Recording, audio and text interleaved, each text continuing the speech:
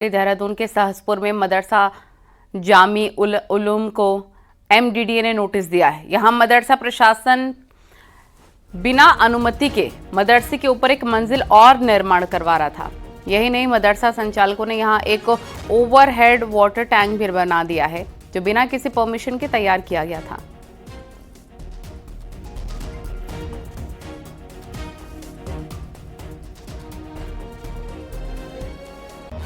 अवैध मदरसों पर की जा रही कार्रवाई को लेकर सीएम पुष्कर सिंह धामी ने कहा कि देवभूमि में अवैध और अतिक्रमण नाम की कोई भी चीज बर्दाश्त नहीं की जाएगी। हमारा संकल्प है, जब तक ये अभियान पूरा नहीं होगा ये अभियान चलता रहेगा।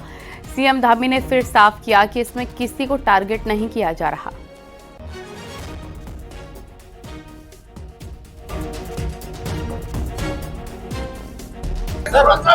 देखिए, अवैध मदरसे हो या अवैध अतिक्रमण हो, ये हमने पहले ही कहा कि देवभूमि में अवैध नाम की और अतिक्रमण नाम की कोई चीज किसी भी कीमत पर बर्दाश्त नहीं की जाएगी। ये हमारा विकल्प रहित संकल्प है कि जब तक ये पूरा नहीं होगा तब तक ये अभियान हमारा चलता रहेगा। देखिए, विपक्ष केवल और केवल विरोध के लिए और वोटों की तुष्टीकरण की राजनीति के लिए, मैं तो आप ही से पूछ रहा हूँ, क्या अवैध अतिक्रमण हटना चाहिए कि नहीं हटना चाहिए? अवैध मदरसे हटने चाहिए कि नहीं हटने चाहिए? भाई, कोई भी, हम किसी को टारगेट भी नहीं कर रहे हैं। कोई ये कह सकता हो किसी को टारगेट कर रहे हैं। उत्तराखंड में पिछले कुछ दिनों में 110 मदरसे सील किए जा चुके हैं, जो अवैध रूप से संचालित हो रहे थे। इससे सवाल उठने लग गए हैं कि उत्तराखंड में इतने बड़े पैमाने पर मदरसे कब और कैसे खुल गए। कई जानकारों का मानना है कि राज्य में मुस्लिम आबादी के बढ़ने के कारण यह स्थिति उत्पन्न हुई है।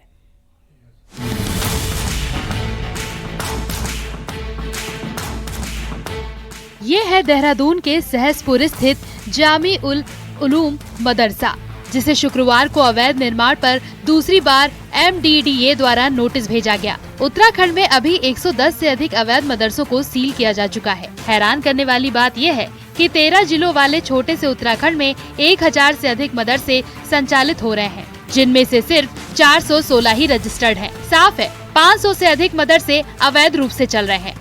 मदरसों की संख्या में इस वृद्धि को उत्तराखंड में पिछले कुछ समय में बढ़ी मुस्लिम आबादी से जोड़ा जा रहा है। बड़ी संख्या में यूपी, असम, बंगाल और छत्तीसगढ़ जैसे राज्यों से वर्ग विशेष की आबादी कम की तलाश में शांत माहौल वाले उत्तराखंड में आकर बस गई। राज्य बनते समय उत्तराखंड में मुस्लिम आबादी 1.5% थी। 2011 की जनगणना के अनुसार इस आबादी में 10 सालों में 14% तक वृद्धि हुई है। वर्तमान में ये आबादी बढ़कर 16% से अधिक हो चुकी है। हरिद्वार, देहरादून, उधम सिंह नगर और नैनीताल में मुस्लिम आबादी सबसे ज्यादा बढ़ी है। इन्हीं 4 जिलों में सबसे अधिक मदरसे भी हैं। लेकिन जो नीचे 4 जिले हैं वहाँ पर आबादी 30% से ज्यादा है, मुस्लिम आबादी। तो इस वजह से भी स्वाभाविक रूप से मदरसे जो हैं, जो पंजीकृत मदरसे हैं वो 416 हैं, लेकिन जो कहते हैं कि अवैध मदरसे चल रहे हैं। और ये भी कारण बताया गया कि जो यूपी में जब योगी सरकार ने सख्ती की है तो वहाँ से मदरसे हट करके यहाँ आ गए, यूपी के और उत्तराखंड के बॉर्डर में, यानी उत्तराखंड के क्षेत्र में आ गए। और यहाँ पर जो अवैध मदरसे हैं इनमें बाहरी राज्यों के बच्चे भी यहाँ पर प्रवेश लिए हुए हैं, ऐसी जानकारी में आया है। उत्तराखंड में प्रमुख तौर पर 14 बड़ी नदियों में खनन होता है। मजदूरी करने जो श्रमिक ठेकेदारों के साथ यहाँ आए वो यहीं के होकर रह गए। नदियों के किनारे अतिक्रमण पर धीरे धीरे यहाँ बस्तियाँ बनाई। हिंदूवादी नेता स्वामी दर्शन भारती का कहना है कि ये देवभूमि की डेमोग्राफी को बदलने का कुचक्र है।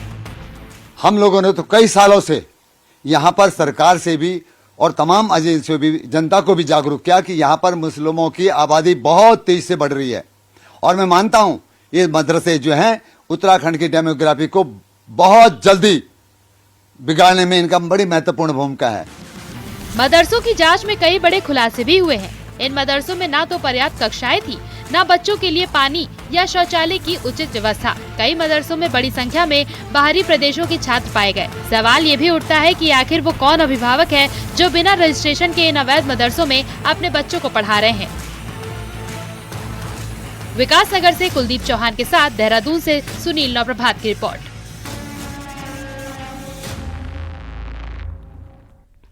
23 मार्च को धामी सरकार को 3 साल पूरे हो जाएंगे और इस उपलक्ष्य में 22 से 30 मार्च तक प्रदेश भर में विभिन्न कार्यक्रम आयोजित किए जाएंगे। मुख्यमंत्री 22 मार्च को अल्मोड़ा से कार्यक्रमों की शुरुआत करेंगे और 23 मार्च को देहरादून में आयोजित कार्यक्रम से राज्य की जनता को संबोधित करेंगे। कैसा रहा 3 साल का ये कार्यकाल, देखिए हमारी इस खास रिपोर्ट में।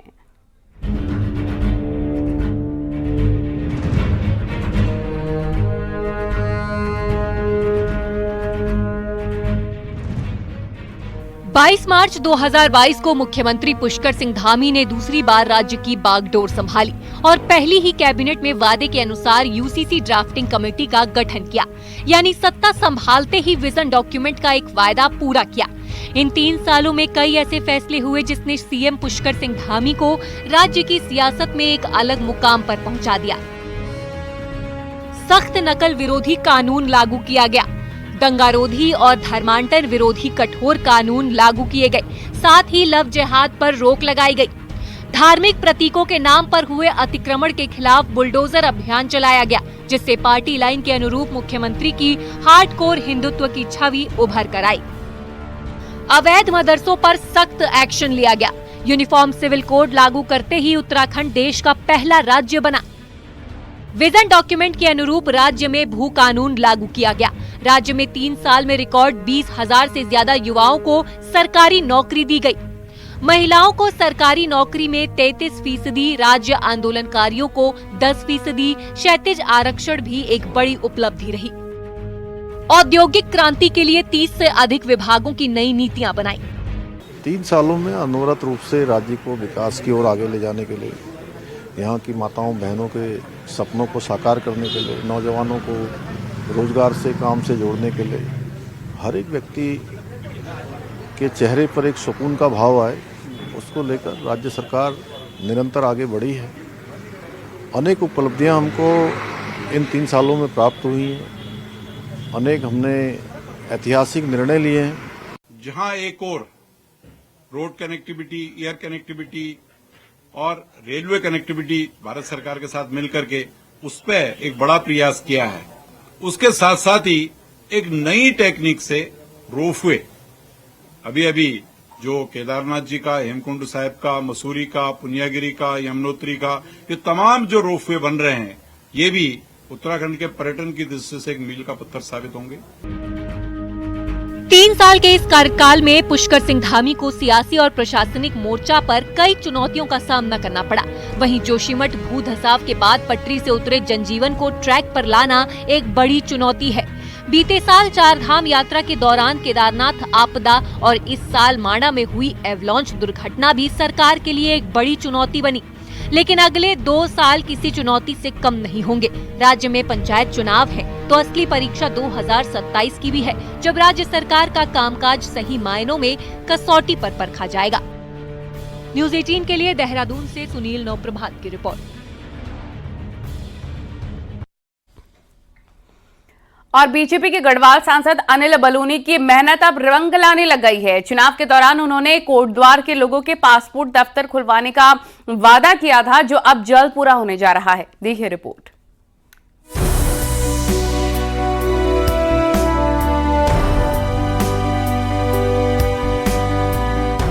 अनिल बलूनी के प्रयासों के बाद गढ़वाल लोकसभा क्षेत्र के कोटद्वार में पासपोर्ट ऑफिस खोलने को केंद्र से मंजूरी मिल चुकी है और जल्द ही इस पर काम शुरू किया जाएगा। गढ़वाल सांसद अनिल बलूनी ने कुछ समय पहले विदेश मंत्री एस जयशंकर से मिलकर गढ़वाल के कोटद्वार और गोपेश्वर में पासपोर्ट ऑफिस खोलने की मांग की थी, जिससे नागरिकों को पासपोर्ट संबंधी सेवाओं का लाभ आसानी और सुगम रूप से मिल सके। वहीं इसके तहत शुक्रवार को कोटद्वार में पासपोर्ट ऑफिस खोले जाने को लेकर केंद्र से अनुमति मिल चुकी है।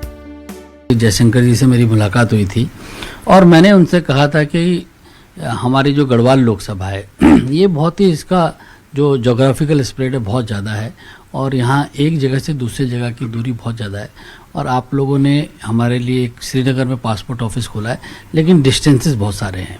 तो उन्होंने मेरी बात को स्वीकार करते हुए जो पॉलिसी है सरकार की, उस पॉलिसी को रिलैक्स करते हुए विशेष तौर पे गढ़वाल लोकसभा के लिए एक व्यवस्था की कि इसमें अन्य जगहों पर भी पासपोर्ट ऑफिस खोला जा सके और मैं उनका आभारी हूँ। उन्होंने आज मुझे अवगत कराया कि जो हमने उनसे कोटद्वार में और गोपेश्वर में 2 स्थानों पर पासपोर्ट ऑफिस खोलने की मांग की थी। उन्होंने कोटद्वार वाला जो हमारा पासपोर्ट ऑफिस है उसको स्वीकृत कर दिया है। और वहीं इस खबर के बाद से युवाओं ने खुशी जाहिर की है। युवाओं का कहना है कि अब उन्हें पासपोर्ट बनाने के लिए देहरादून के चक्कर नहीं काटने होंगे। बीजेपी ने भी गढ़वाल सांसद अनिल बलूनी द्वारा किए गए कार्यों पर उनका धन्यवाद दिया है। हमें बहुत अच्छा लग रहा है क्योंकि पहले हम लोगों को, मेरे साथियों को हमें देहरादून के चक्कर काटने पड़ते थे अलग अलग दिन में, क्योंकि हमारी सुविधा वहाँ कुछ है नहीं, और यहाँ हमारे पास में खुल रहा है तो हमें बहुत अच्छा लग रहा है। सुखद समाचार आया है कि कोटद्वार में पासपोर्ट कार्यालय को स्वीकृति मिल गई है, तो ये हम सब के लिए बहुत बड़ा विषय है। कोटद्वार के लोगों को पासपोर्ट बनाने के लिए, पासपोर्ट रिन्यू करने के लिए देहरादून जाना पड़ता था, श्रीनगर जाना पड़ता है, और अब कोटद्वार में ही उन्हें पासपोर्ट कार्यालय उपलब्ध होगा, तो यही उनके काम होंगे। तो ये बहुत बड़ा विषय है, कोटद्वार के लिए एक बहुत बड़ी उपलब्धि है। लोकसभा चुनाव के दौरान ही गढ़वाल सांसद अनिल बलूनी ने पासपोर्ट दफ्तर का मुद्दा उठाया था और वादा किया था कि वो गढ़वाल में पासपोर्ट दफ्तर खुलवाएंगे। अपनी चुनावी घोषणाओं को एक एक कर साकार करना शुरू कर दिया है। Bureau report, news 18।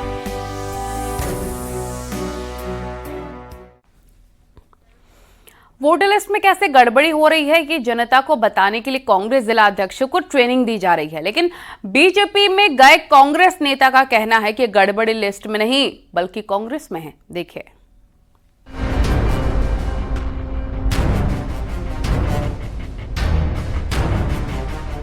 देहरादून में 2 दिन तक चलने वाली कांग्रेस के जिला अध्यक्षों की ट्रेनिंग शुरू हो चुकी है। ट्रेनिंग में जिला अध्यक्षों को बताया जा रहा है कि कैसे वोटर लिस्ट में गड़बड़ी का फायदा बीजेपी को मिल रहा है। कहीं लिस्ट से नाम काट दिए जा रहे हैं तो कहीं बूथ बदल दिया जा रहा है, और निकाय चुनाव में इसका बड़ा नुकसान कांग्रेस को हुआ। ट्रेनिंग के बाद हर जिला अध्यक्ष हर बूथ से 20 वोटर की लिस्ट बनाएंगे, जिनका नाम लिस्ट से गायब मिला। फिर 3 महीने बाद कांग्रेस पूरे राज्य का हाल जनता को बताएगी, ताकि 2027 विधानसभा चुनाव में कोई नुकसान न हो। या पूरे देश में जिस तरीके से मतदाता सूचियों में बड़े पैमाने पर गड़बड़ियां सामने आई हैं, एक व्यक्ति का नाम कई राज्यों में दर्ज है, बहुत से मतदाताओं का नाम जो है उनकी अनुमति के बिना मतदाता सूची से काट दिया गया है, उनके पोलिंग बूथ स्थानांतरित कर दिए गए हैं। तो इन सब गड़बड़ियों को कैसे सामने लाना है, कैसे जो है मतदाता सूचियों को दुरुस्त करवाना है, इसका प्रशिक्षण सभी जिलाध्यक्षों को दिया। वोटर लिस्ट में गड़बड़ी का खेल चुनाव आयोग और बीजेपी मिलकर करते हैं, ये आरोप कांग्रेस का है। लेकिन बीजेपी को आरोपों के बजाय गड़बड़ कांग्रेस पार्टी में लगती है। कांग्रेस का मैनेजमेंट देख चुके मथुरा दत्त जोशी के मुताबिक जिन जिला अध्यक्षों की ट्रेनिंग दी जा रही है, चुनाव के दौरान बुलाकर भी लिस्ट चेक करने नहीं गए। मैंने तो स्वयं मैं कांग्रेस का प्रतिनिधि बनकर मीटिंगों में गया हूँ, सारे जिला अध्यक्षों ने पत्र लिखे हैं। अगर ये सोए रहेंगे, काम ही नहीं करेंगे, तो उसके बाद दूसरे को आरोप लगाने तो बेबुनियाद बात है, निराधार बात है। चुनाव आयोग अपना काम, कहीं वोटर लिस्ट में कोई गड़बड़ी नहीं होती है। पार्टी को अपना सिस्टम ठीक करना चाहिए।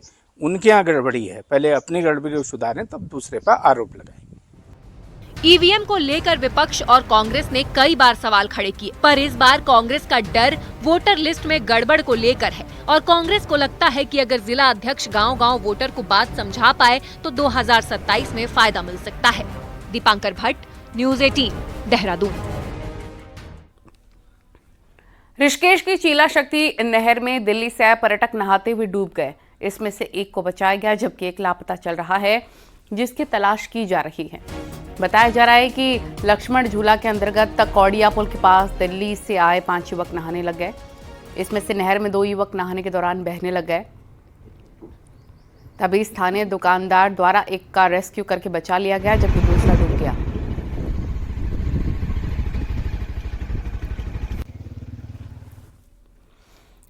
चमोली के हेमकुंड साहिब के पैदल रास्ते को काफी नुकसान पहुंचा है। दरअसल घांगरिया और भिउंडार गांव के बीच बीते दिनों भारी बर्फबारी के बाद बड़े बड़े ग्लेशियर टूटकर पैदल रास्ते पर आ गए थे। इससे इन रास्तों को काफी नुकसान पहुंचा। बर्फबारी के बाद रामडुंगी में करीब 25 फीट तक बड़े बड़े ग्लेशियर टूटकर रास्ते पर आ गए। वहीं घांगरिया से हेमकुंड साहिब तक पूरे पैदल ट्रैक पर बर्फ जमा है। गुरुद्वारा प्रबंधक का कहना है कि हेमकुंड साहिब में 10 फीट तक बर्फ जमा है। मैं आपके माध्यम से बताना चाहूंगा कि बर्फ इस साल लेट पड़ी है और घाघरिया से हेमकुंड साहब का ट्रैक है जो पूरी तरह बर्फ से ढका हुआ है। लगभग 3 फुट 4 फुट से लेकर 10 फुट तक हेमकुंड साहब में बर्फ है। तो सारे ट्रैक जो है उसकी दिशा के बारे में नहीं बताया जा सकता कि वो कैसी है रास्ते की ट्रैक की, क्योंकि पूरा बर्फ से ढका हुआ है। उत्तरकाशी के हर्षिल घाटी में जसपुर मार्ग पर पहाड़ से बर्फ फूट कर आई है। बर्फ को काटकर ग्रामीणों के लिए रास्ता बनाया गया। इसके बाद ग्रामीण आवाजाही कर रहे हैं। हालांकि इस दौरान ग्रामीणों को काफी परेशानियों का सामना ग्रामीणों को करना पड़ा है।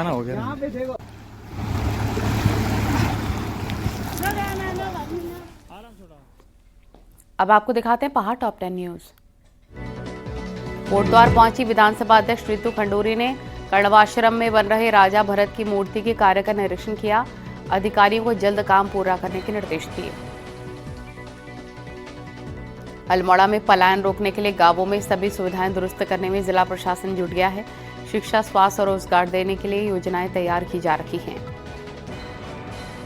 रुड़की में मरीजों की जिंदगी के साथ निजी एम्बुलेंस खिलवाड़ कर रही है। कमीशन के चक्कर में मरीजों को गुमराह कर निजी अस्पताल ले जाया जाता है।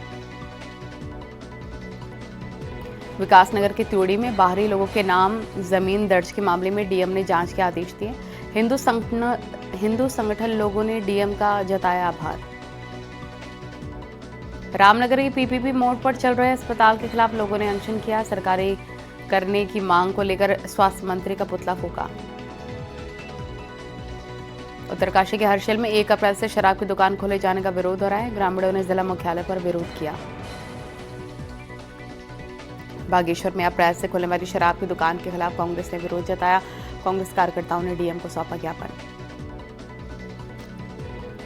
देहरादून के दूरस्थ क्षेत्र त्यूड़ी में जिला प्रशासन ने कैंप लगाकर लगाया कैंप। डीएम ने 173 फरियादियों की समस्याओं का समाधान किया। 596 लोगों की हुई स्वास्थ्य जांच। रुद्रप्रयाग में रोजगार मेले का किया गया आयोजन। 196 युवाओं को रोजगार ने भाग लिया। पहाड़ों में मनाया गया फूलदेई का त्योहार। कहीं 8 दिन तो कुछ जगह पूरे माह होती है घोंगा देवता की पूजा। अंतिम दिन होता है भंडारे का आयोजन।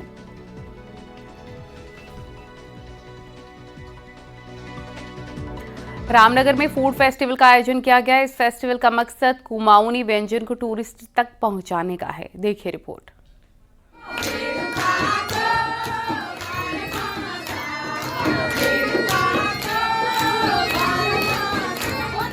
State institute of hotel management and catering technology ने पर्यटन विभाग के साथ मिलकर कुमाऊनी फूड फेस्टिवल का आयोजन किया, जिसमें विभिन्न तरह के कुमाऊनी व्यंजन बनाकर लोगों को परोसे गए। यहाँ भट की चुड़कानी, गहत का फाना, मड़ुए की लपसी, गेठी के कबाब, बड़े, पालक का कापा, बड़ी की सब्जी, बुरांस के पकौड़े, बेड़ुआ रोटी, तिमल की सब्जी, आलू के गुटके, झंगोरे की खीर, पल्लर समेत कई कुमाऊनी व्यंजन बनाए गए, जो लोगों को खूब पसंद भी आए।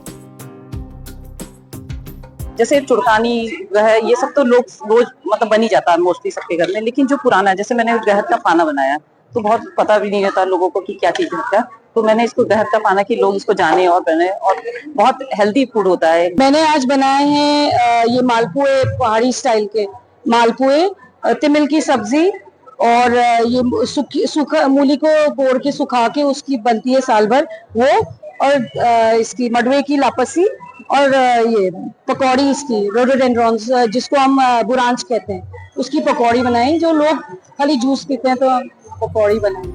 कॉर्बेट के पास हो रहे इस फूड फेस्टिवल का मकसद कुमाऊनी व्यंजन के प्रति पर्यटकों को आकर्षित करना है। यहाँ देश विदेश से हर साल लाखों पर्यटक पहुँचते हैं।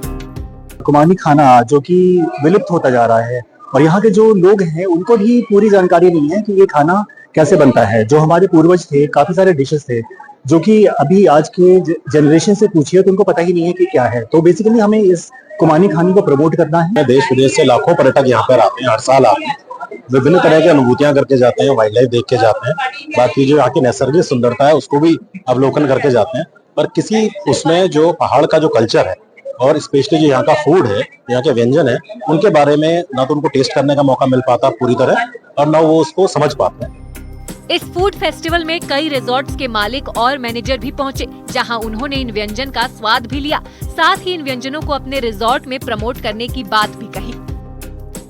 ऐसे आयोजनों से एक आपकी जो कुजीन है वो सब जगह जाती है, लोगों को पता लगता है और फॉर्चुनेटली हमारी जो कुजीन है वो पहाड़ों में मोस्टली ऑर्गेनिक होती है और उसमें काफ़ी जो न्यूट्रिशियस वैल्यू है उसकी बहुत ज़्यादा होती है और लोग इसको इस समय हम लोग अपने होटलों में भी देखते हैं। हमारी कोशिश है कि हम लोकल फॉर वोकल में जितना हम अपनी कुजीन को प्रमोट कर सकते हैं भरसक अपने रिजॉर्ट में करते हैं। और यहाँ देख के आज बहुत शानदार लगा कि हमारे उत्तराखंड की कितनी वेराइटियां हैं जिसको हम एक्सप्लोर कर सकते हैं और हम अभी इसको और एक्सप्लोर करेंगे। कुमाऊनी उत्पाद ज्यादातर पहाड़ में उगाए जाते हैं जो विशुद्ध रूप से ऑर्गेनिक होते हैं। ऐसे में स्वाद से भरपूर ये खाना सेहत के लिए बहुत अच्छा माना जाता है।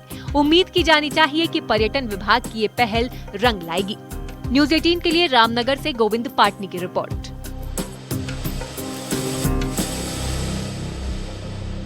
हरिद्वार के पतंजलि विश्वविद्यालय में चल रहा 3 दिवसीय शास्त्रोत्सव कार्यक्रम का समापन हुआ है। इसमें मुख्यमंत्री पुष्कर सिंह धामी शामिल हुए। 3 दिवसीय शास्त्रोत्सव कार्यक्रम में केंद्रीय संस्कृत यूनिवर्सिटी और देश भर के 12 संस्कृत विश्वविद्यालय और महाविद्यालय के 1000 से ज्यादा छात्र छात्राओं ने शास्त्रों का पठन पाठन किया। उनके बीच कई प्रतिस्पर्धाएं भी आयोजित कराई गई। संस्कृत स्पर्धा में इनाम पाने वाले छात्र और छात्राओं को मुख्यमंत्री के हाथों इनाम दिए गए। आज यहाँ पर केंद्रीय संस्कृत विश्वविद्यालय और पतंजलि विश्वविद्यालय के द्वारा 1000 से भी ज़्यादा पूरे देश के और विदेश के भी, यानी कहूँगा कि नेपाल से भी आए हुए हमारे संस्कृत के विद्वानों का यहाँ पर बहुत शानदार शास्त्रोत्सव का ये कार्यक्रम यहाँ पर किया गया। आज सहस्राधिक जो पूरे देश के और नेपाल देश के भी संस्कृत के विद्वान विदुषी आए, उनको अपने आकर के सम्मानित किया, जिन्होंने वेद, दर्शन, उपनिषद, रामायण, महाभारत, भगवत गीता और पाणिनि अष्टाध्यायी जैसे शास्त्रों को स्मरण करके 3 से लेकर के 30 शास्त्र का स्मरण किए हैं। उन विद्वान और विदुषियों का आकर के अपने सम्मान किया, उनको गौरव प्रदान किया। ये सनातन का गौरव काल है। हरिद्वार बिहार के पैड़ी पर स्वामी रामदेव ने गंगा की तेज लहरों के बीच तैराकी की। रामदेव तैरते हुए एक छोर से दूसरे छोर तक पहुंच गए। तैराकी से पहले बाबा रामदेव ने मां गंगा की पूजा अर्चना की। गंगा में तैराकी का वीडियो सोशल मीडिया पर तेजी से वायरल हो रहा है।